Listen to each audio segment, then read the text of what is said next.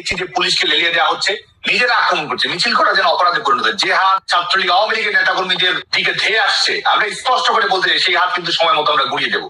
যারা আক্রমণ করছে তাদের কিন্তু যা যা শাস্তি পাওয়ার সময় মতো সব শাস্তি দেওয়া হবে। আইন আনুক এবং রাজনৈতিক যা যা করার প্রয়োজন আমরা তাই করবো।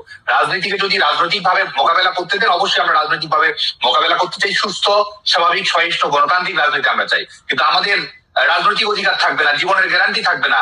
এবং এই ভুল যদি সরকার সংশোধন না করে, এই ভুলের মাসুল কিন্তু সরকারকে দিতে হবে। তো সেই বার্তাটি আমরা দিতে চাচ্ছি। আমরা স্পষ্ট করে বলছি যে এটা শেষ না দেখে আমরা ছাড়বো না। অতএব আমরা আপনারা দ্রুততার সঙ্গে নিষেধাজ্ঞা প্রত্যাহার করে গণতান্ত্রিক রাজনীতির দুয়ারটা উন্মুক্ত না করুন, না হলে সেই দরজা কিন্তু সময় মতো ভেঙে দিয়ে বাংলাদেশের রাজনীতি কিভাবে করতে হয় সেটা আমাদের জানা আছে।